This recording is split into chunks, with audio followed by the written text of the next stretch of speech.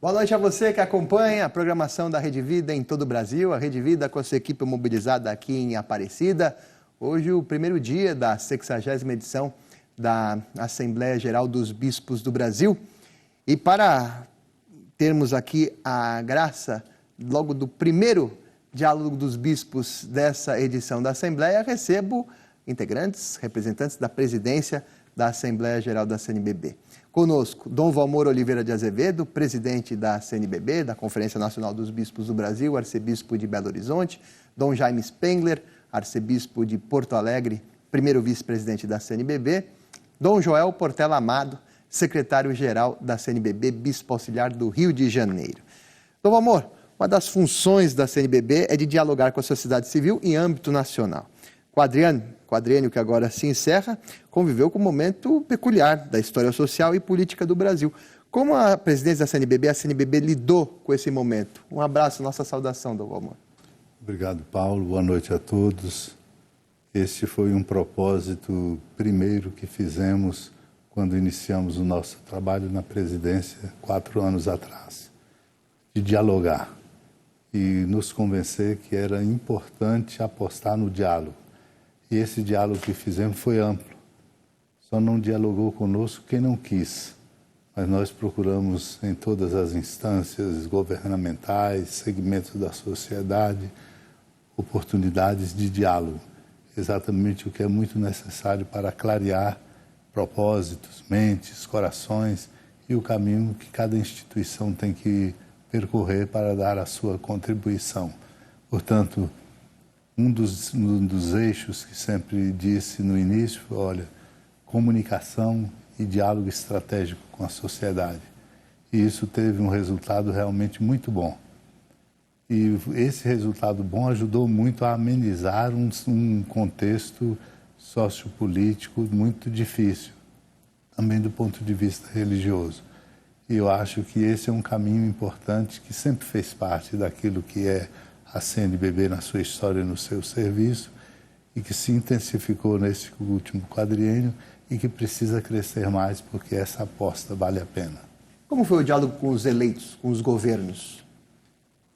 Nós fizemos visitas institucionais logo no início, Presidência da República, Senado, Câmara dos Deputados, Supremo Tribunal Federal e PGR. Nós visitamos todas essas instâncias exatamente para colocar nossa perspectiva, colocar nossa colaboração e abrir esse diálogo.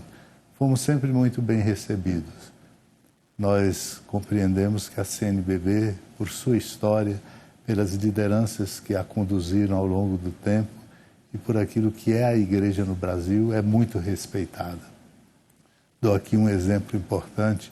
O ministro Fux, quando presidente do Supremo Tribunal Federal, criou um observatório para os direitos nacional para os direitos humanos e convidou representações da sociedade de grande importância, entre essas representações da CNBB. E nós participamos, sobretudo naquele momento da pandemia, de modo muito efetivo e com efeitos muito bons no entendimento para aquilo que de fato facilita e é a favor dos que precisam mais. Então nós concluímos que apesar de muitas vezes a CNBB ser incompreendida internamente, isso é lamentável, sobretudo por grupos radicais, na sociedade brasileira a CNBB é muito considerada, é importante, tem um papel daquilo que é a identidade sua própria, de evangelização, anúncio do Evangelho de Jesus Cristo, mas também a sua compreensão, exatamente por causa desse mesmo Evangelho, de ajudar a construir uma sociedade mais justa, fraterna e solidária. Houve dificuldade de compreensão interna? De que forma, por exemplo? Quando nós nos referimos, por exemplo, a grupos católicos com perspectivas um pouco, eu não diria tão fortemente, mas mais fechada, achando que a CNBB cuida daquilo que não é sua competência, achando que a CNBB muitas vezes entra em questões sociais e políticas sem ser da sua propriedade. Mas isso tem que se compreender que CNBB não é uma instância qualquer, é uma instância de comunhão entre os bispos, portanto, é a igreja, em saída, a igreja presente no mundo, ajudando a construir o mundo à luz dos valores do Evangelho. Dom Jaime, como foi esse trabalho de discernir dentro de um quadriênio, o mundo, as questões políticas, religiosas, polarização? Como foi esse trabalho de discernir? Não, aqui vale a pena se manifestar, aqui ainda não no momento. Como é que foi esse trabalho, Dom Jaime? A obra do discernimento na nossa tradição cristã pressupõe algumas coisas básicas. Primeiro, a capacidade de compreender o que verdadeiramente está em questão. Segundo, a disposição para rezar isto entre irmãos na comunhão. E o terceiro é o aspecto do diálogo. Eu creio que é através desse caminho que nós podemos chegar à conclusão daquilo que nos convém no momento que o tempo nos exige. E eu creio que isso, nesse tempo, nesse quadriênio, nós conseguimos fazer de uma forma muito vigorosa, né? Tentar compreender o que estava em questão, dialogar entre nós, rezar isto e a partir daí então tomar as decisões necessárias. Você pode participar ao vivo, programa ao vivo aqui direto de Aparecida, pela seguinte forma, pelo YouTube da Rede Vida. Você entra no YouTube e digita lá, Rede Vida ao vivo, manda a sua pergunta aqui ao vivo para Dom Valmor, Dom Joel, Dom Jaime, e que nós aqui ajude a fazer o programa que nós colocamos aqui sobre a 60ª edição da Assembleia Geral dos Bispos do Brasil. youtube.com/invertido, @Rede Vida ao vivo 24 horas, é o endereço, mas mais prático aí no mundo das redes sociais. Entrou no YouTube, digita Rede Vida ao vivo e lá você faz o seu comentário. Lógico, precisa ter a inscrição. Dom Joel, a gente falou da 60ª edição da Assembleia Geral. Costumamos ouvir que a CNBB é a maior conferência episcopal do mundo. Em termos de número, como é que é? O que é a CNBB? Nós temos essa fama, sim, e ao que tudo indica, Paulo, corresponde. As 3 maiores conferências do mundo são a brasileira, a italiana e a norte-americana. Nós hoje somos, em número de bispos, 326 bispos na ativa. Vai somando. 157 eméritos. Só de eméritos nós somos mais do que muitas conferências episcopais. Isso dá um total de 483 bispos. É um grupo grande. Mesmo que você considere que os eméritos não tenham uma função muito imediata, mas são homens de uma experiência muito grande. Só os conselhos, o acompanhamento, o discernimento, que Dom Jaime lembrava, o primeiro dia hoje, na nossa Assembleia, a participação dos eméritos foi grande, nos plenários, nas conversas. Além disso, nós temos 279, eu vou simplificar, 279 dioceses. A caçulinha foi criada agora, no fim de semana passado, em Araguaína. Eu tive a graça de estar lá, na instalação da diocese e na posse do primeiro bispo. 19 regionais. Você veja que nós temos, de fato, um número muito grande. E aí é naquilo que Dom Valmor dizia, né? A capacidade de construir esse diálogo e o discernimento de Dom Jaime, pegando as respostas anteriores. Isso nos dá uma alegria muito grande, de perceber o quanto Deus é bom conosco, nos dando a chance de, num grupo tão grande, podermos construir a unidade e o diálogo. Como deve ser esse trabalho de interação da CNBB nacional com os regionais? Qual que é o principal desafio? O principal desafio é construir a unidade numa diversidade muito grande. 19 regionais, num certo momento, Dom Valmor e Dom Jaime se lembram, era preciso conversar com os regionais sobre questões ligadas à pandemia, ao que se ia fazer em termos de abrir ou fechar a igreja, como é que liturgia. E nós juntamos em 5 blocos, 5 grandes blocos, Norte, Nordeste, Sul, Sudeste e Oeste, Centro-Oeste. Só esses 5 blocos, você pode dizer, são 5 realidades culturais distintas. Portanto, esse é o grande desafio. O primeiro canal para conversar com todo esse pessoal é a presidência do regional, que compõe, junto com a presidência da Conferência E o Conselho Episcopal de Pastoral, mais conhecido como CONCEP, compõe o Conselho Permanente, que depois da Assembleia é o grande órgão a conduzir a vida da CNBB. Portanto, há canais, além de mais um último canal, que é o contato com os secretários executivos, padres, leigas, religiosas, que mantêm um contato praticamente diário com a Secretaria-Geral. Dom Valmor, queria acrescentar? Eu queria acentuar esse aspecto da diversidade cultural das 5 grandes regiões no Brasil. Isso, naturalmente, para se articular numa conferência, é um enorme desafio. Mas eu sinto que nós temos um caminho com muitas diferenças, muitas escolhas diferentes, mas uma possibilidade de comunhão e de unidade muito grande. Nós atravessamos aí momentos super difíceis nesse quadriênio, particularmente acompanhando o que se deu no mundo da política. Então, naturalmente, houve momentos de tensão, mas nós conseguimos, pelo diálogo e pelo respeito mútuo, conseguimos caminhar sem rupturas. Existem muitas diferenças, elas são grandes. E aí é o grande papel que a conferência tem. O papel de criar unidade, fomentar a comunhão, exatamente para que a força missionária da Igreja seja sentida em todo lugar. Isso é, ao mesmo tempo, uma grande riqueza e também um grande desafio. Você pode participar ao vivo, aqui direto da 60ª edição da Assembleia Geral da CNBB, no programa Diálogo dos Vistos. Estamos aqui ao vivo de Aparecida. Dom Jaime, durante o quadriênio a CNBB celebrou 70 anos.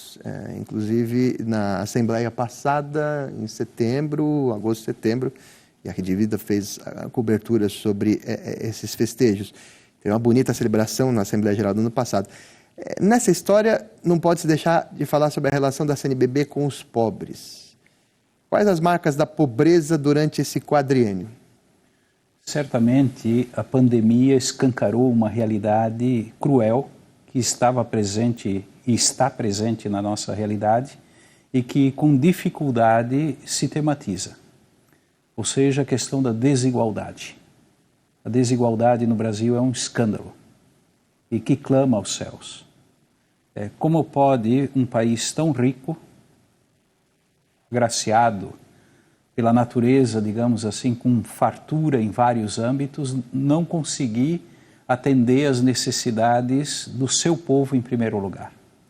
E ao longo desse quadriênio, certamente isso apareceu ainda de uma forma mais esgarçada, eu diria assim.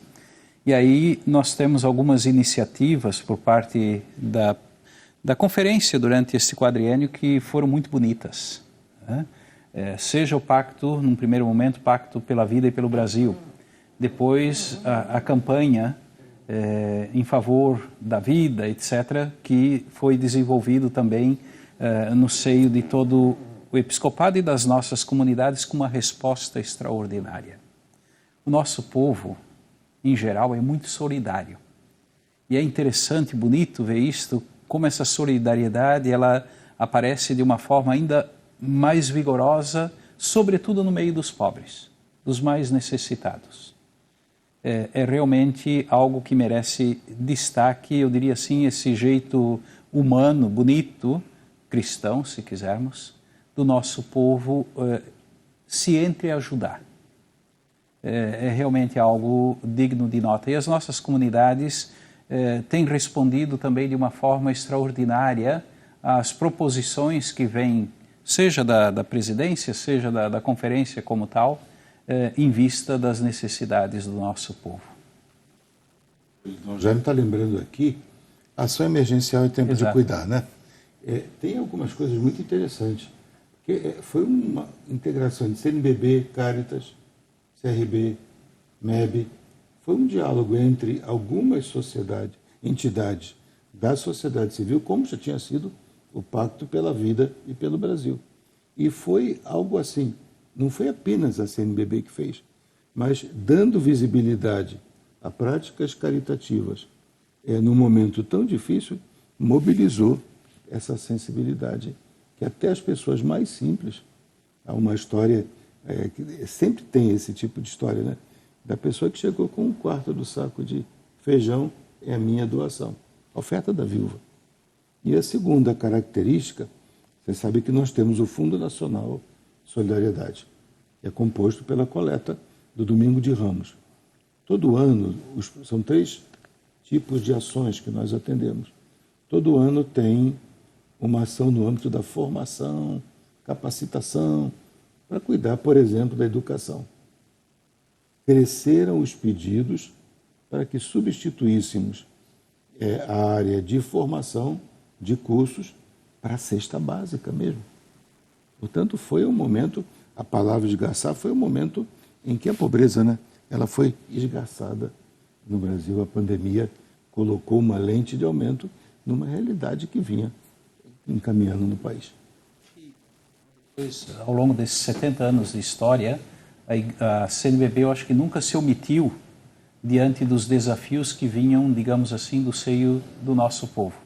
É uma história belíssima, uma história que merece destaque e reconhecimento.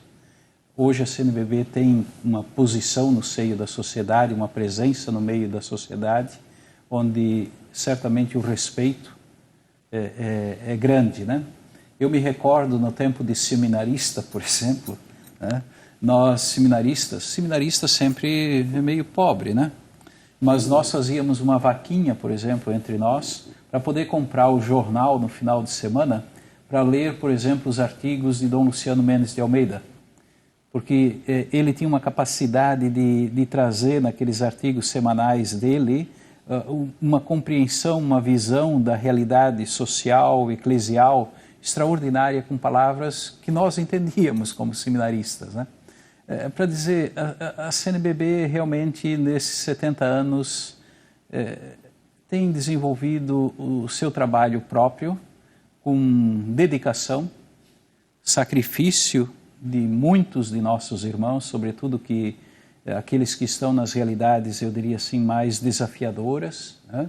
Mas, ao mesmo tempo, alimentando e preservando e promovendo aquilo que para nós é essencial, a comunhão em vista da obra da evangelização. E nesse trabalho, o Dom João citou, por exemplo, coleta, né, nessas campanhas. Eu acredito que a pandemia, não só na questão da CNBB, mas a pandemia foi terrível nesse sentido, né, porque teve o isolamento ali. Principalmente 2020, né? Especificamente no campo da campanha da fraternidade, que afetou, foi logo em 19 e 20 de março de 2020, nós fomos para o isolamento. Depois, logo veio a Semana Santa, não foi possível fazer a coleta do Domingo de Ramos. Tentamos algumas maneiras. O que é interessante, tivemos algumas ajudas supletivas naquele ano.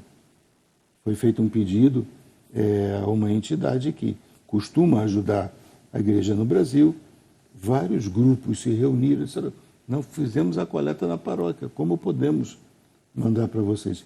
Foi com esses recursos, muito menos do que o que usualmente acontece, nem 20%. Mas com isso, nós pudemos socorrer naquele ano muita gente. 2020, para mim, foi um grande aprendizado nesse ponto. Acho que é um outro aspecto, é que esse trabalho da CNBB, numa ação emergencial, não abandonou aquilo que é importante como temas, posicionamentos para a reestruturação do funcionamento da sociedade brasileira em termos de políticas públicas. Então, trabalhamos muito, como a igreja sempre trabalha, com o emergencial, mas também com aquilo que pode dar uma nova dinâmica de justiça, de paz e de cuidado social na sociedade brasileira. Este é o grande desafio e essa é a grande contribuição que a CNBB, não apenas como pensado uma sede, mas como experiência em igrejas particulares, dioceses, uma riqueza enorme, ajudando a sociedade a compreender o seu papel do ponto de vista social e político. Isso é uma tarefa da mais alta importância, mas ao mesmo tempo muito delicado o tema. Então a igreja participa, ajuda a construir, porque nós estamos convencidos que temos o melhor, o Evangelho de Jesus Cristo. Se me permite, um pequeno fato que aconteceu no Rio Grande, onde nós estamos, na Arquidiocese. Um empresário nos procurou logo no início da pandemia, quando tudo estava fechado, e nos doou mais de 200 de toneladas de arroz. Hoje ele tem empreendimentos aqui no Brasil e fora do Brasil também. E foi muito interessante quando ele veio conversar conosco, dizendo assim, eu repasso para a igreja e para a Caritas aqui, porque eu sei que chega aonde precisa. Então nós temos nesse espaço, digamos assim, de coletas, de doações, etc. Temos o óbolo da viúva, mas também temos gente, eu diria assim, de outros âmbitos da sociedade, de uma generosidade imensa, que não desejam publicidade ou coisa parecida. Tem gente muito boa entre nós. Nós vamos a um rápido intervalo e já voltaremos. As perguntas estão chegando aqui para Dom Jaime, Dom Joel, para Dom Valmor. E a gente vai começar a atender o amigo telespectador que participa ao vivo do programa Diálogo dos Bispos, o primeiro dessa edição número 60 da Assembleia Geral da CNBB. Já voltaremos, o intervalo é curto. Estamos de volta com o primeiro Diálogo dos Bispos dessa que é a edição número 60 da Assembleia Geral da CNBB. As perguntas vêm chegando, você pode mandar pelo youtube.com Rede Vida ao Vivo. Se quiser o endereço completinho, youtube.com/invertida, @Rede Vida ao Vivo 24HS, 24 horas.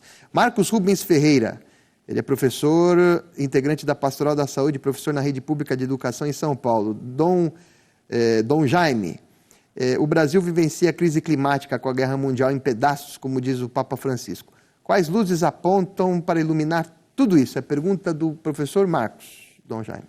A crise climática não atinge só o Brasil, atinge todo o globo. É uma questão com a qual a humanidade precisa fazer as contas no tempo presente. Que luzes, como iluminar esta realidade? É uma enorme de uma questão, né? Eu diria assim, em primeiro lugar, tomar consciência de que realmente precisamos assumir essa questão como nossa atual, em vista da possibilidade de deixar o nosso mundo um pouco melhor para as futuras gerações, talvez. Agora, como inaugurar, talvez, esse processo de desenvolvimento de uma consciência? Muito já se faz. Os movimentos populares, entidades de classe, já existe um grande trabalho que penso, e temos dados, né, que são desenvolvidos. Um outro aspecto que eu salientaria, imagino também ser necessário, é levar essa questão para dentro das nossas escolas. Começar com o ensino básico, ensino médio, dentro da universidade, também nos espaços das nossas comunidades, porque a sensação que, por vezes, temos é que seja uma problemática distante. Ouvimos muito nas mídias, nos meios de comunicação, etc., mas, ao mesmo tempo, nos vemos confrontados aí com fenômenos climáticos com uma certa frequência que começam a nos assustar, coisa que não ouvíamos até um passado recente e que agora se tornam quase que frequentes, digamos assim, né? Certamente é uma questão que precisa, sim, da atenção de todos os setores da sociedade, da igreja também, sem esquecer da classe econômica, da classe política, classe empresarial e também do nosso povo. Acrescentar duas lembranças importantes da parte da igreja tentando ajudar o enfrentamento desse problema no horizonte da ecologia integral. Primeiro, lembrar que nós propusemos um projeto de lei que foi sancionado pela Presidência da República, que é a criação do Junho Verde. Então, já existia no governo algo nessa perspectiva. Mas o que propusemos foi exatamente criar junho como Junho Verde e uma amplitude maior, por exemplo, nas escolas, nos segmentos da sociedade, para uma mobilização e uma conscientização permanente a respeito dos problemas ambientais e das nossas ações. Também se criou na CNBB, há alguns anos atrás, um grupo de trabalho sobre a questão da ecologia, que nós transformamos e alçamos a Comissão Especial para a Ecologia Integral e sobre Mineração. Essa perspectiva está crescendo com a criação de grupos de trabalho nos regionais, porque o trabalho de conscientização é importante e ações concretas a Igreja tem, e em parceria com outros segmentos da sociedade, tem promovido um grande crescimento da consciência ambiental. Muitas pessoas talvez reajam pensando o que tem a ver. Então a referência a Laudato Si, carta encíclica do Papa Francisco sobre a casa comum, é o horizonte grande, importante e determinante nessa perspectiva da conscientização, para que a gente possa ter uma sociedade que tenha um novo estilo de vida. Não é fácil. O nosso modo de vida, o nosso estilo de vida é de desperdício. Eu tenho um dado, por exemplo, diante da questão da fome, que se nós não desperdiçarmos 8% do que nós desperdiçamos, seria o suficiente para não ter ninguém em segurança alimentar. Portanto, a nossa cultura é uma cultura do descarte, do desperdício. E precisamos trabalhar muito nessa perspectiva para criar uma nova situação. Como funciona essa campanha? Isso foi bastante divulgado, até conseguiu cativar, de certa forma, parte da mídia, a campanha do Junho Verde, por exemplo, né? Até para relembrar como ela funciona. Vai ser primeiro agora, nessa perspectiva mais ampla, no próximo mês de junho, que conseguimos essa aprovação e sanção presidencial da lei, do projeto de lei, já no final do ano. Então nós vamos nos mobilizar, mas não só nós como igreja, mas todos os segmentos da sociedade, sobretudo no mundo da educação. Então uma conscientização grande, importante, fundamental. É um longo caminho, mas estamos avançando. E, é claro, trabalhando também e acompanhando o que dá-se de movimentação nas assembleias legislativas, na Câmara Federal, porque é preciso legislar de modo a coibir, legislar de modo a propor que nós possamos, por exemplo, fazer mineração, mas não mineração extrativista, predatória, e que nos trazem consequências muito sérias. Sobre bens como a água, que é de fundamental importância para todos nós. Então a igreja se envolve exatamente pela luz do Evangelho. Não é porque é um partido político ou porque apoia esse ou aquele governo, mas exatamente pela construção de uma sociedade justa e solidária. Como é que está o acompanhamento das famílias em Brumadinho, Mariana, por exemplo, lá na região, no Leste 2? Então, os avanços existem, mas não são à altura de tudo aquilo que foi o grande prejuízo e a tragédia crime. Existem muitos trabalhos que são feitos pelo Ministério Público, dos quais também nós participamos, outras entidades, mas ali em Minas Gerais está um caso ultra desafiador. Existem ações, existem evoluções, mas ainda o caminho a percorrer ainda é muito longo, sobretudo pela demanda de uma nova mentalidade de priorização daquilo que de fato favorece a quem precisa mais. Nesse ano, Dom Jaime, quando choveu tanto, né, no Nordeste, aqui na região Sudeste, no Rio Grande do Sul, o inverso. Como é que está sendo trabalhado isso? Como é que a igreja está trabalhando essa seca, por exemplo, a estiagem, que foi noticiário nacional, no mesmo momento em que as chuvas que a gente via em São Paulo, que a gente via no estado do Rio de Janeiro, como é que é a preocupação ali? Bom, nós realmente no Sul sofremos imensamente com a seca. E agora, nesses dias, semana, são temporais, granizo que destrói lavouras, casas, cidades, né? Mais uma vez, são sinais dessa crise que estamos vivendo. O que está ao nosso alcance, eu creio que nesse momento, é aquilo que dizia antes, tentar conscientizar o nosso povo, a nossa gente, de que precisamos cuidar, de que verdadeiramente tudo está interligado. É a questão do minério na região talvez, né, ali, é a questão da água, os nossos aquíferos, é a questão das matas, é a questão dos povos primitivos com a sua sabedoria mais que milenar. Enfim, resgatar tudo isso e ter presente tudo isto, que verdadeiramente tudo está interligado, que tudo precisa do devido cuidado, porque o que está à nossa disposição é obra do Criador, segundo a nossa fé. E, portanto, não só merece ser cuidado e promovido, mas devemos cuidar e promover. O senhor falou de colocar isso, inclusive, como nas escolas, nos debates nas escolas e na família, como fazer? Bom, a gurizada é uma expressão gaúcha, viu? Mas nacionalizada, né? Todo mundo.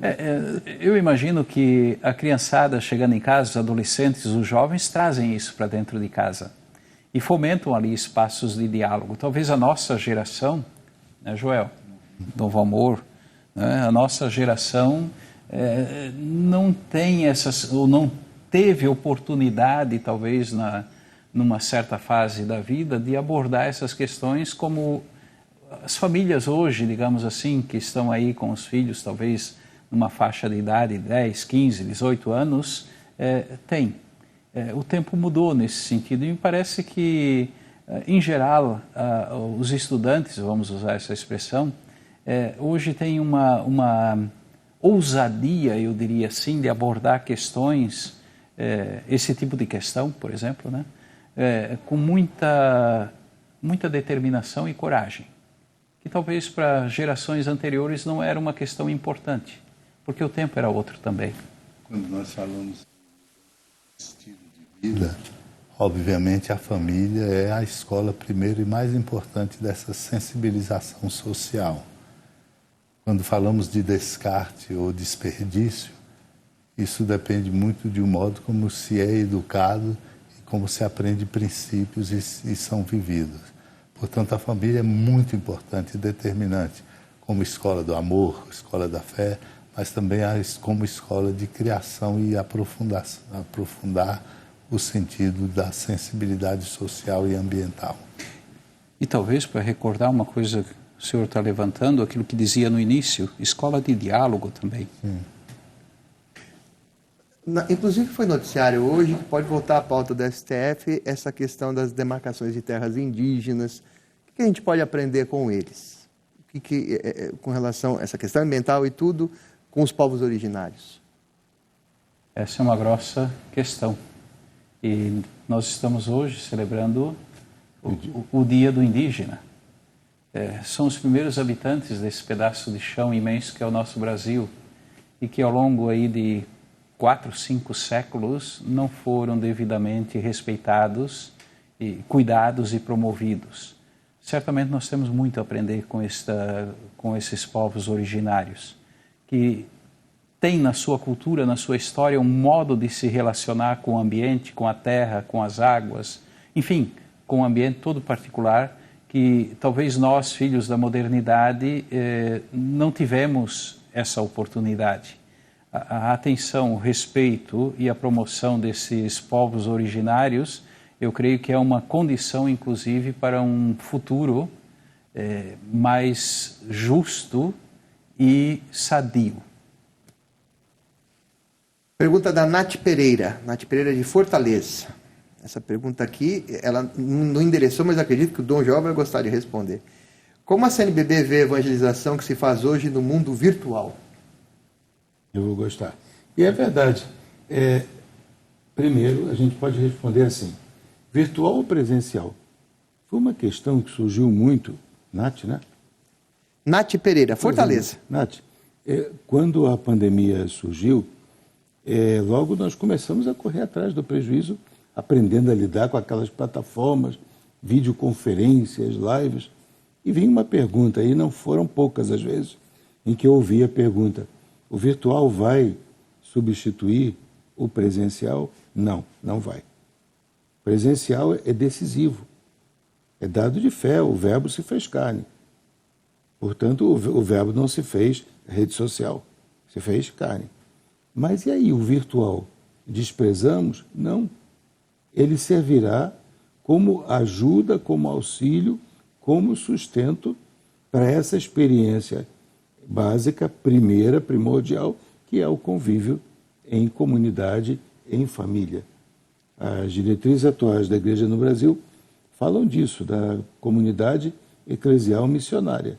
Uma pequena comunidade, com o seu jeito de ser, com a sua espiritualidade, mas onde os vínculos humanos primários, onde o afeto, a confiança, o respeito, a valorização do outro, à luz um pouco do que se falava aqui, do bem viver dos povos originários no Brasil, onde isso é o valor maior. Agora, isso pode sim ser ajudado pelos meios virtuais, sempre fazendo discernimento, né? Não é porque aparece nas redes sociais que você vai dizer, é pura verdade. Sabemos que não. A mentira, traduzida para o inglês fake news, está aí a nos desafiar como algo que cotidianamente nós temos que estar atentos, senão caímos em algumas armadilhas da mentira. Virtual é um recurso muito precioso, não em detrimento do presencial, mas é muito precioso, fazendo-se ganhar tempo, objetividade. Eu fico pensando, por exemplo, nós 4 como presidência da CNBB. Se não fosse esse recurso, nós teríamos nos encontrado muito, mas muito menos, e teríamos partilhado muito menos. Portanto, muitas vezes, até de uma hora para outra, nos encontrávamos repartindo experiências, decidindo e discernindo sobre rumos. Então, não substitui, mas nos traz uma riqueza enorme, uma possibilidade, uma potencialidade também muito grande. Você perguntou há pouco a Dom Valmor como é que a gente conseguia dar conta de tantos desafios, de tantas questões, exatamente aqui, né? Precisamos conversar, vamos marcar uma hora, abrimos a plataforma. Muita coisa foi resolvida assim. Nós aprendemos muito, né? Portanto, não é abandonar o virtual, mas saber colocá-lo no lugar correto. E como foi trabalhar com isso? A pandemia que acelerou, né? E a virtualidade certamente nunca vai substituir a presencialidade na sua, digamos assim, dignidade, né? Agora, eu gosto sempre de recordar, porque um fato importante, porque às vezes em alguns ambientes se fazem críticas muito ácidas, duras, e talvez, não sei se corretas, à virtualidade, nesse âmbito das fake news, etc, né? Eu gosto de recordar o fato de que todo esse mundo é expressão do engenho humano, da capacidade humana de criar, de desenvolver. Então, o desafio está em bem usar isto do qual o engenho humano foi capaz de proporcionar à humanidade como tal. Bem usar é o grande desafio. Bom senso, equilíbrio, é isso que nós temos que aprender. E realmente facilita muito a vida. Lembrando aqui, quando nós nos reunimos virtualmente com o secretário de Estado do Vaticano, nós da presidência, ele lá, nós aqui, e tratando assunto de grande relevância. Mas, ao mesmo tempo, estivemos fazendo visita a ele agora no mês de fevereiro.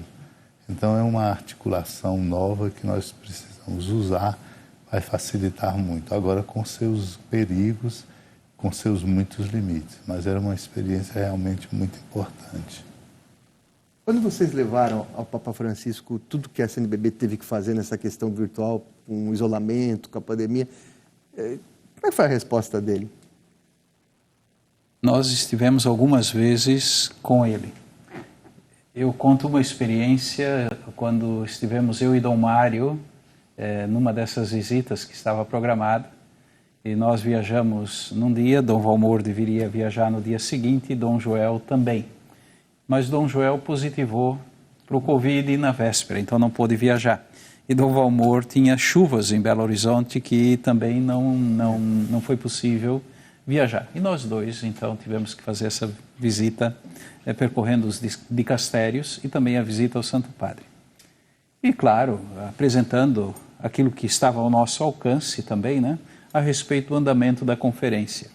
E quando nós estivemos com o Papa, no final, já nos despedindo, saindo quase na porta, ele disse: vocês dois vêm cá. Eu tenho uma coisa ainda para dizer para vocês. Nós olhamos um para o outro e disse: o que vem? Né? Chegamos perto, ele pegou assim no braço e disse: para vocês, levem, não percam o humor. Então, mesmo no meio de toda essa complexidade do tempo vivido, essa expressão dele naquele momento, eu creio, para mim, para nós, foi iluminador. Nós precisamos cultivar também a alegria. E cada vez que nós nos encontramos com o Santo Padre, sobretudo, mas não só, também nos dicastérios da Cúria Romana, tem sido momentos assim muito fraternos, de muita franqueza, de muita abertura de coração. Também há uma reverência bonita que nos anima por parte do Papa Francisco com esse trabalho. Lá na visita última agora, quando estava saindo, a última despedida, ele diz: obrigado a vocês por tudo o que fazem na igreja. Dom João, um dos temas mais abordados ultimamente é da sinodalidade. É curioso, a gente falou da pandemia, que foi no quadriênio. E agora sobre essa questão da sinodalidade. Esse tema apareceu na vida da CNBB durante esse quadriênio que está se encerrando. Em que estado essa questão se encontra na Igreja do Brasil?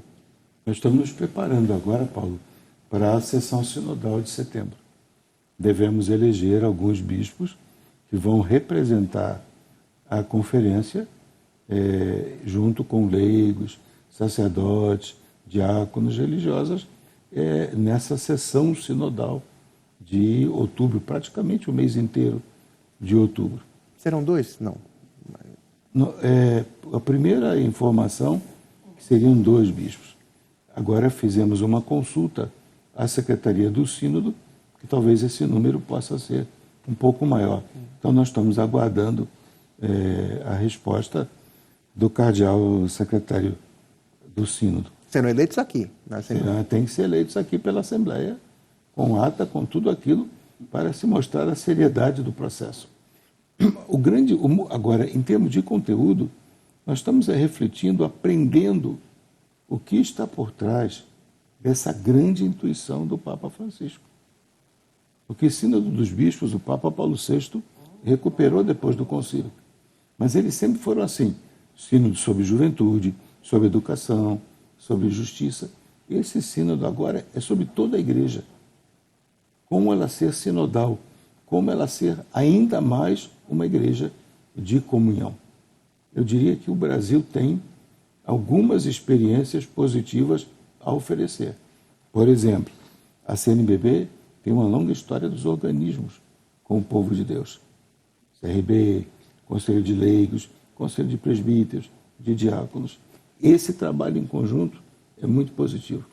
Tivemos, ano passado, uma assembleia, a 10ª assembleia desses organismos do povo de Deus. E temos a experiência das diretrizes gerais com aquilo que eu mencionei há pouco, das pequenas comunidades. No pequeno, no convívio, muitas dessas diferenças vão sendo resolvidas e a comunhão, a participação acontecem em vista da missão. Futuro, Dom Valmor, para o próximo quadriênio, por exemplo, será ainda uma igreja de bispos e padres ou momento dos leigos? Nós temos falado muito da importância do protagonismo laical. E aqui quero pensar em Santo Domingo, em 1992. Então a igreja, para ser sinodal, ela tem que ser uma igreja de muitos ministérios. A ministerialidade é algo fundamental e, sobretudo, o protagonismo dos leigos. Não no sentido de concorrência com aqueles que são consagrados, sacerdotes, bispos, diáconos ou religiosos e religiosas, mas exatamente pela importância de uma igreja que se faz presente mais fortemente, missionariamente, em todo lugar. Portanto, esse é um desafio. E, nesse sentido, nós temos que fazer com que funcione as instâncias de comunhão e participação. Vou dar um exemplo muito simples, pequeno. Uma paróquia onde não existe um conselho de pastoral, onde as questões pastorais de evangelização são discutidas, ou um conselho administrativo financeiro para a questão de manutenção e de infraestrutura, é um atentado contra a cidadania eclesial dos leigos e leigas. Portanto, nós precisamos encontrar, quando falamos de sinodalidade, dinâmicas, modos organizacionais que permitam essa participação, mas criar, sobretudo, a grande mística da experiência, do testemunho e da presença por parte do laicado. Pois nós precisamos ter presente que a maioria do povo de Deus é composto de leigos, né? E certamente aqui o princípio da comunhão e da participação tem um lugar de destaque. E ao mesmo tempo eu ressaltaria o senso de pertença também à comunidade de fé e de corresponsabilidade por essa mesma comunidade de fé. A igreja não é dos bispos ou dos padres ou do clero. A igreja é o povo de Deus, é a comunidade dos batizados e batizadas que caminham em busca da construção do reino de Deus já aqui na terra, né? Então, certamente, esse protagonismo dos leigos, ou o resgate da dignidade do leigo na vida da comunidade de fé é primordial. E nesse sentido, falando um pouquinho de sinodalidade também, coisa bonita nós temos também na América Latina, né? Recordando em Medellín, Puebla, Santo Domingo, Aparecida, já é, por assim dizer, uma caminhada que reflete isto que o Papa hoje está pedindo de toda a Igreja. Não é uma novidade, né? O princípio da comunhão e da participação é algo que o Concílio Vaticano II jogou, por assim dizer, diante dos nossos olhos, está aí, né? E talvez, dizendo isto de uma outra forma, também entre nós, é aquilo que dizíamos antes, a capacidade do diálogo, de estar juntos, de refletir, de construir, de proporcionar discernimento. Eu creio que isso é sinodalidade. Um assunto que apareceu no relatório do quadriênio é da gestão eclesial, né? E aí, Dom Valmor, quais foram os principais avanços no campo da gestão da CNBB nesse quadriênio? Eu acredito que nós temos muitos avanços que nos alegram, desde coisas mais simples a coisas mais complexas e exigindo reestruturação. Dou um exemplo simples. Uma entidade como a CNBB, com esses seus 19 regionais, na sociedade civil tem que prestar contas, tem que ser transparente, tem que ser exemplar. E aí, esse caminho importante que fizemos, por exemplo, de uma gestão segundo um orçamento anual a ser feito, exatamente para dar segurança, exemplaridade e transparência.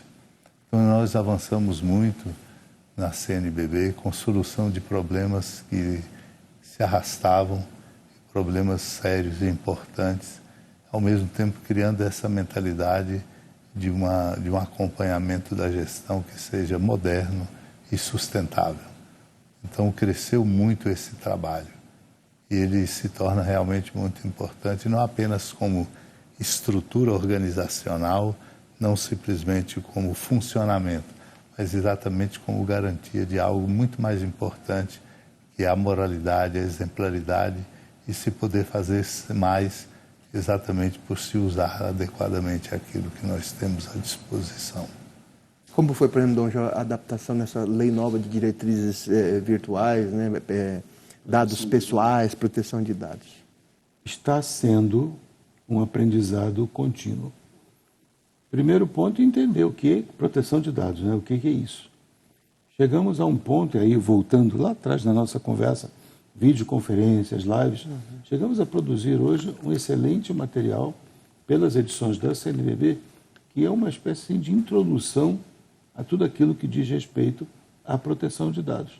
E vamos acompanhando diariamente essa caminhada nova no sistema jurídico brasileiro, que ainda não regulamentou tudo.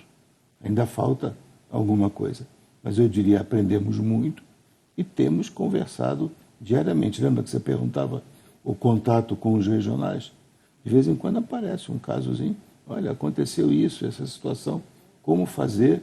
Nós então recorremos a esse livro, que é a nossa fonte, o apoio há peritos da área que foram contratados pela CNBB. Corpo jurídico? Perfil jurídico, porque é uma especialização muito nova na área do direito. E esse escritório de Brasília, um professor universitário, ele nos ajuda a discernir situações mais novas, mais desafiadoras. Mas até agora tem sido tranquilo. A contínuo aprendizado. Nós vamos ao rápido intervalo e já voltaremos para mais um bloco aqui do programa Diálogo dos Bispos, o primeiro da 60ª edição da Assembleia Geral da CNBB. Voltamos com o último bloco do programa Diálogo dos Bispos, o primeiro da 60ª edição da Assembleia Geral da CNBB, começou nesta quarta-feira, dia 19 de abril. A Aparecida Rapizo manda a sua pergunta pelo YouTube Rede Vida ao Vivo. Boa noite, Dom Joel, Dom Jaime, Dom Valmor. Essa Assembleia de que forma pode abordar ou já abordou o tema violência nas escolas? E ela faz uma outra pergunta também. Porque ela está preocupada, diz que deixa até o filho, tem pais que deixam os filhos de 3 a 5 anos um celular, por exemplo, e não tomam conta. Então, são essas duas perguntas. Quer dizer, a primeira é se a Assembleia está abordando, ou se já abordou o tema violência nas escolas, que está recorrente na imprensa. E como é que é o uso aí do celular por crianças, né, nessa relação pais e filhos? É a pergunta da Aparecida Rapizo, Dom Valmor. A Comissão para Educação e Cultura enviou uma nota, eu ainda não tive a oportunidade de ler, mas exatamente tratando esse assunto com indicações concretas de providências, segurança, etc. Então a igreja pode e tem que ajudar muito no enfrentamento desse problema. Agora, quanto à questão de celular, realmente a responsabilidade de cada pai e mãe é uma responsabilidade insubstituível. O tema também apareceu, além dessa manifestação da Comissão de Cultura e Educação, na análise de conjuntura que mencionou, dentro do possível, análise de conjuntura social, e em algumas conversas já. Alguns pontos começam a ficar claros. Violência nas escolas não é só, nem primordialmente, um problema de polícia. Não se resolve só assim. Segunda coisa, não se resolve só com a escola.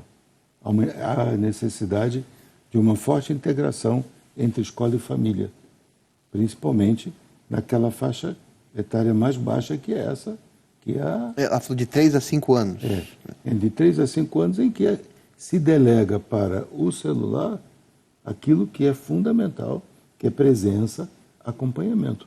Quando se vem aqui, como agora, antes da missa, aqui ao santuário, você via, né, na nossa procissão de entrada, os pais trazendo os filhos, acompanhando os filhos, explicando a igreja para os filhos. É um momento especial, sim, de vir aqui, de sair do ambiente doméstico, mas isso deve acontecer todos os dias. E me parece que um dado novo que o mundo hoje pede é aumentar ou recuperar, não saberia muito que verbo usar agora, essa relação entre escola e família. É fundamental. A educação não pode ser delegada para a escola. Ela depende de uma integração entre sociedade, família e a entidade propriamente escola. Eu tenho a impressão que esse tema da violência, ele está aparecendo agora nesses dias de uma forma mais escancarada, digamos assim, a causa dessa tragédia social, eu diria, acontecida em Blumenau, Santa Catarina. Aconteceu em São Paulo também. Aconteceu umas semanas atrás algo parecido em São Paulo, teve ameaças também em outros lugares, etc. Mas essa situação de violência ela não é uma novidade no âmbito escolar. Os professores da rede pública e também da rede privada de ensino se confrontam com essa realidade diariamente dentro das escolas. Não sei, em visitas pastorais que fizemos, conversando com diretores de escola, tem diretores que dizem assim, nos ajudem, que nós não sabemos mais o que fazer. Há escolas em algumas regiões das cidades, talvez um pouco maiores, onde são verdadeiras fortalezas. Porque há uma tensão no seio da sociedade que, claro, se reflete dentro da escola. Essa questão da educação, e claro aqui a questão da violência, que jamais pode ser justificada, né? ela merece, eu creio, uma grande discussão honesta no seio de toda a sociedade. O ano passado, a campanha da fraternidade tinha como tema justamente a questão da educação. Fala com sabedoria, ensina com amor. E realmente a campanha alcançou assim um nível no seio da sociedade muito positivo, muito bom. Foi muito bem acolhida a temática, mas não podemos ficar só nesse aspecto, precisamos avançar. E eu tenho a impressão que o processo educativo no Brasil, em geral, está mais preocupado em preparar pessoas para o mercado de trabalho. Claro que isso é necessário, mas estamos esquecendo do humano. Sem uma visão integral do humano, nós não vamos dar conta. E aqui eu creio que precisamos, sim, de políticas de Estado, projetos de nação, não políticas de governo simplesmente que estão no poder no momento, mas algo de fôlego capaz de realmente revolucionar, por assim dizer, positivamente, né, o convívio social.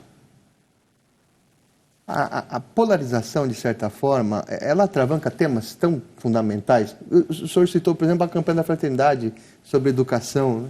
Foi algo tão positivo. Eu me lembro que há 2 anos a campanha Cristo Unidade, mas deu, né, por uma questão de polarização, isso foi uma situação tão central sendo desvirtuada. De que forma a presidência lidou com isso, entendeu isso ao longo desses 4 anos? Realmente muito desafiador, porque o não entendimento adequado das propostas e dos encaminhamentos, esse não entendimento adequado nos levou a situações de polarização, como você está se referindo, e de não compreensão e, portanto, comprometendo a colaboração que todos têm que dar. Então esse é um tema e uma perspectiva, um desafio, na verdade, enorme. Mas nós, como igreja, e aí a importância da igreja. A igreja é especialista em humanidade. A igreja tem um tesouro que, distribuído e conhecido, experimentado, impulsiona na perspectiva de uma nova cultura, um novo humanismo. Por isso a igreja tem um papel importante. São questões de ordem social, política, estrutural, mas que precisam ser iluminadas pela perspectiva daquilo que se compreende com profundidade o sentido humano. Por isso a igreja precisa contribuir muito. Wellington Souza, boa noite aos participantes. Como o episcopado brasileiro vê o crescimento do diaconato permanente no Brasil? Aqui no endereçou, então quem quiser responder, é o Wellington Souza. Como o episcopado brasileiro vê o crescimento do diaconato permanente no Brasil? O diaconato permanente é um ministério importante na igreja. Portanto, nós olhamos sempre com muita simpatia. Porém, é muito importante acompanhar sua implantação e seu entendimento para não se tornar um serviço específico e unicamente do altar, como a gente diz, mas possa ser explorado aquilo que foi a razão do nascimento na igreja primitiva do diaconato. Lugares onde existem necessidades maiores, realidades que são mais desafiadoras, a força da presença do diaconato permanente, anunciando o Evangelho, criando novas comunidades, suscitando lideranças, ministros. E esse é um caminho muito interessante, trazendo para a dimensão do ministério ordenado exatamente famílias, experiências que são muito interessantes de famílias. Eu vejo, por exemplo, famílias em que a ação do diácono permanente tem um acompanhamento e uma ajuda fortíssima da esposa, além do comprometimento e do envolvimento de toda a família. Portanto, para a igreja, com cuidado para não correr o risco de clericalização, é preciso que a gente avance com o diaconato permanente, que numa igreja toda ministerial terá sempre uma importância muito grande. Uma igreja particular que não tenha diáconos, ela é incompleta na sua ministerialidade. Eu sonho que o caminho sinodal também traga ao debate, de uma forma ainda mais intensa, a questão do diaconado na igreja. E também sonho com cada comunidade, talvez, nas diversas situações, podendo contar, talvez, com um diácono permanente. O diácono mora lá dentro da comunidade. O diácono conhece a realidade da comunidade de perto, ele participa do dia a dia, ele sente, ele vibra junto com a comunidade.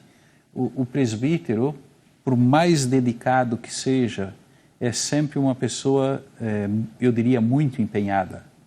Ele visita uma comunidade, vai na outra, mas ele, de alguma forma, não participa com aquela intensidade da vida da comunidade. Então, nesse sentido, eu acredito e espero que possa crescer muito entre nós. Mas também acredito muito em diaconias, vamos dizer assim, ambientais. No mundo jurídico, no mundo da saúde, no seio dos presídios, talvez, no âmbito da educação, etc. Né? Onde nós pudéssemos contar com homens bem formados, preparados, e que sejam ali uma presença de igreja, uma presença de vida comunitária de fé. Para aqueles locais, por exemplo, por exemplo, administrar sacramentos, que às vezes é só o presbítero que pode, como fazer, né, para ter chegar em comunidades assim? A gente fala muito da Amazônia, mas também em outras partes do Brasil. Aqui na Amazônia a gente vivenciou, fizemos até uma série de reportagens, né, que havia locais que não tinham ali o presbítero ia uma vez por ano, às vezes. Então, como fazer? Formas criativas, por exemplo. Eu creio que aí esse espírito sinodal há de mostrar o caminho, né? Compreendendo a realidade de cada comunidade, né? Rezando essa realidade e dialogando, haveremos de encontrar o caminho certo.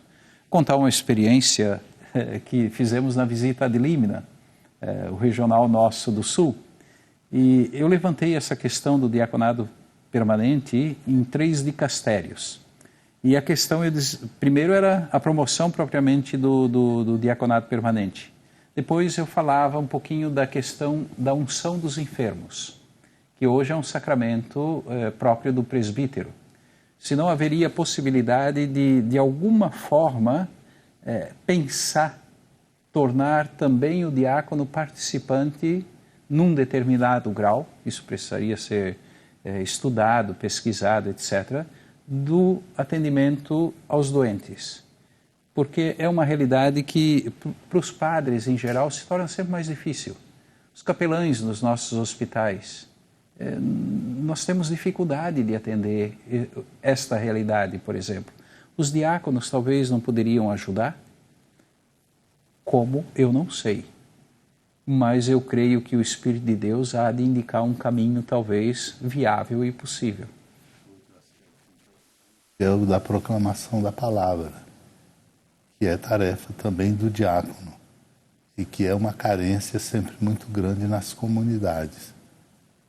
De modo que a proclamação da palavra é entendida como tarefa missionária de todos os consagrados, de todos os bispos, padres, diáconos e do laicato no seu protagonismo, isso dará à igreja sempre uma grande força. Por isso é muito importante também pensar a tarefa missionária do diácono permanente como proclamador da palavra para suscitar novas comunidades. Nós precisamos de estender a nossa rede de comunidades, sobretudo nas periferias, particularmente nas vilas e favelas. E nós temos esse desafio que ele precisa ser enfrentado com urgência e com qualidade. Quando a CNBB recebeu as escutas, né, diocesanas, esse processo sinodal, o que, por exemplo, chamou a atenção de vocês dentro desse aspecto? O Dom Jaime até deu um exemplo ali quando foi falar na visita de Límina. O que chamou assim, a atenção, Dom João? A alegria quando a escuta acontece. Segundo, a alegria de poder ter sido ouvido quando achava que não era ouvido. Esses foram os 2 pontos de destaque. Um terceiro ponto, em alguns lugares numericamente menores, que essa escuta já se transformou em algo maior. Por exemplo, formação de grupos de oração ou círculos bíblicos nas ruas, nas casas, acolhimento de casais em segunda união, que podendo participar da comunidade, ouvir a palavra de Deus, apresentar o seu possível caso de nulidade para que a igreja estudasse. Então foram alguns exemplos que me vêm à mente que apareceram lá nos relatórios. Nós já estamos hoje na fase da escuta, da síntese continental, né, de América Latina. E se você se refere lá atrás, a primeira etapa, foi muito interessante. E esse método aqui no continente latino-americano, ter sido dividido essa parte da etapa continental, a gente teve até um evento em Brasília, né, que a Rede Vida deu cobertura, que era mais ali no Cone Sul, mas tivemos também na América Central. Como é que foi essa experiência? A América Latina e Caribe tem 22 conferências episcopais. Quando se fala esse número, é pequeno, né? Só o Brasil são 19 regionais, e alguns deles maiores que muitas conferências. Mas as distâncias, as diversidades culturais aqui, por exemplo, Novo Amor lembrava em termos de Brasil. Você imagina isso em termos de América Latina. O CELAM optou, então, com muita sabedoria, por fazer esses 4 encontros, né? No México, depois na República Dominicana, em Santo Domingo, Quito e Brasília. E depois se reuniram há pouco para fazer essa síntese das 4 conclusões. Essa síntese foi submetida aos secretários e presidentes das conferências episcopais que puderam estar na reunião, e hoje foi entregue à Secretaria do Sínodo. Mas é uma experiência muito rica. Eu acho que não fragmentou, não. Permitiu aparecer realidades culturais distintas, porém com expectativas muito semelhantes. Escuta e participação são as 2 grandes palavras. Novo Amor, o que essa presidência está deixando agora, depois do quadriênio, o que espera-se da nova presidência? A presidência que irá ser eleita, a gente já vai dizer nos tempinhos finais como é que vai ser essa dinâmica da votação, das eleições, mas o que se esperar da próxima presidência? O que esperamos é exatamente a continuidade com os caminhos percorridos, com as respostas dadas, olhando de fato as demandas, as necessidades e os desafios. E a expectativa é que seja, portanto, de muito diálogo e que tudo aquilo, como é na história da CNBB, que vem sendo construído, não tenha retrocesso, mas avance, porque nós precisamos dar muitas e importantes respostas na evangelização. Como deve ser o caminho, Dom Jaime, junto a esse caminho do sínodo sobre a sinodalidade, da nova presidência? Como ela deve assumir isso? Em profunda sintonia justamente com o espírito, eu diria, do sínodo, em comunhão com o Santo Padre. Eu diria, em primeiro lugar, depois, ao mesmo tempo, tendo bem presente aquilo que nos chega da realidade nos interpelando e a atenção àquilo que o Evangelho e a tradição da Igreja nos propõem. Eu creio que essa interpelação que vem do tempo presente e a atenção à tradição e ao Evangelho são fundamentais para que a gente possa realmente construir um caminho bonito em vista de um futuro também belo. Como será o processo eleitoral, Dom João? Da CNBB agora nessas... Então, são 4 presidentes, que fazem 4 presidências, as 12 presidências... No mínimo 20 cargos nós vamos ter que votar. 4 da presidência, os 12 do CONCEP, do Conselho de Pastoral, 2 titulares e suplentes para o CELAM e no mínimo 2 para o Sínodo. Esse esclarecimento que deve estar chegando agora essa semana.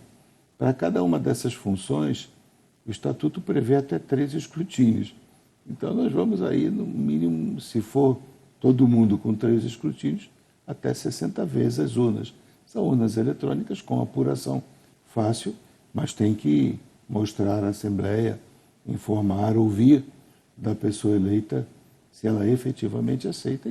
É um processo muito rico, muito interessante, que já está em curso, não só nas conversas entre os bispos, mas amanhã, no segundo bloco da parte da manhã, os regionais vão começar a se encontrar exatamente para isso, para escuta, para partilha, todo aquele processo sinodal de comunhão.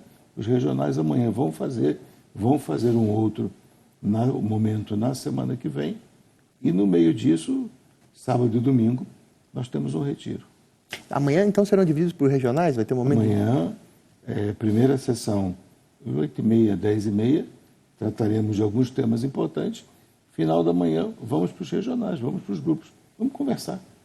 Vamos falar, entre outras coisas, não só, mas vamos falar sobre exatamente o que se pensa, qual o perfil, quem são os nomes, o que se espera de todo esse grupo grande. Porque não é isso aqui só. Não somos nós três mais Domário só. Tem todo um conceito, tem todo um conselho permanente. O CONCEP, a presidência, os dois do CELAM e esse ano os do Sínodo é que serão eleitos agora.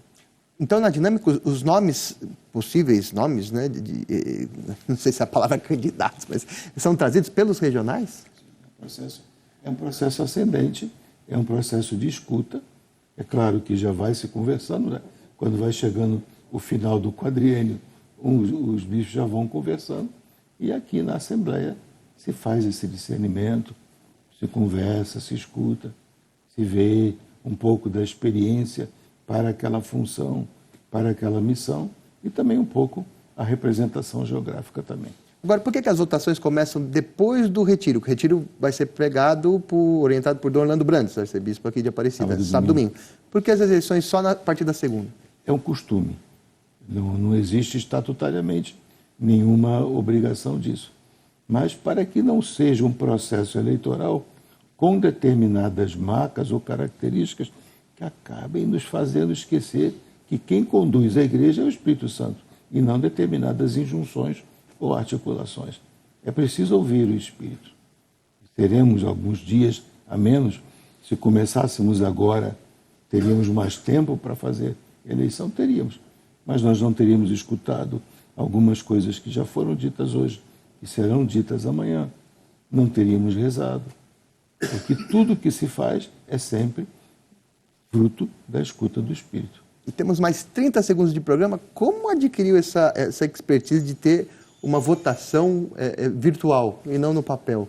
E parecida até com as eleições, né? Pois é daí que vem, dessa experiência da Justiça Eleitoral Brasileira com as urnas e o avanço de todo o processo da informática, né? Cada bispo tem uma carteira? A carteira tem um chip e um número. Então, você encosta lá a carteira, abre a tela. Se eu quero votar em Dom Jaime aqui, a tesoureiro da CNBB, que é um cargo que não existe, então não tem campanha. Dom Jaime, tesoureiro da CNBB. Qual é o número do Dom Jaime? 666. Então eu boto lá, 666, eu voto, o computador vai, em menos de 5 minutos, né? Em menos, o presidente da comissão, tem uma comissão de escrutínios que acompanha, entrega ao presidente, ao secretário, e nós fizemos, eleito, maioria absoluta, primeiro e segundo escrutínio, fulano de tal. Aí Dom Valmor pergunta, aceita? Dom Jaime, o senhor foi eleito para o cargo de tesoureiro-mor da CNBB. Aceita? Aceito, então. Vamos para o próximo cargo. E assim. O senhor falou como é que funciona, então, primeiro escrutínio, maioria absoluta? Absoluta, e depois simples, nos dois mais eleitos. Absoluta, quando fala... 2 terços mais um. 2 terços mais um. Olha, eu queria agradecer muito a presença dos senhores aqui nesse primeiro Diálogo dos Bispos de Aparecida da 60ª edição da Assembleia Geral da CNBB. Agradeço muito, Dom Valmor. Também para mim foi um prazer e que nós possamos juntos, como igreja, ajudar o mundo a ser melhor enquanto caminhamos para o reino definitivo. Obrigado, viu, Dom Jaime? Poder partilhar aquilo que é a nossa missão com o nosso povo e com a nossa gente, fazendo uso da tecnologia, da TV aqui no caso. Dom João, um abraço, obrigado. Viu? Posso dizer obrigado eu? Porque a Assembleia da CNBB, Paulo, não é só dos bispos. Com o trabalho de vocês, né? Ela chega nas casas, ela chega a cada pessoa que nos acompanha, e eu vou pedir, reze por nós, eleve a Deus a sua oração por nós, para que essa Assembleia seja efetivamente aquilo que o Espírito Santo quer para a Igreja do Brasil. E a Rede Vida transmite as missas todo dia e durante esses dias de Assembleia, mexemos ali na programação, a missa que você está acostumado a assistir às 7 horas da noite do Santuário da Vida, durante esses dias da Assembleia, a missa aqui de Aparecida ao vivo com os bispos do Brasil, a partir das 6h30 da noite, pelo horário de Brasília, você acompanha aqui e reza pelos bispos do Brasil. Muito obrigado a você que acompanha a programação da Rede Vida. Amanhã estaremos de volta com todos os detalhes ao vivo aqui, aí vai ser do segundo dia da 60ª edição da Assembleia Geral dos Bispos do Brasil. Tem mais Assembleia dos Bispos, é na sequência, no JCTV Edição da Noite, com Rosana Carvalho, um resumo do dia, com o nosso time de jornalistas e equipe técnica aqui mobilizados em Aparecida. Rede Vida, frente a frente com a missão de comunicar.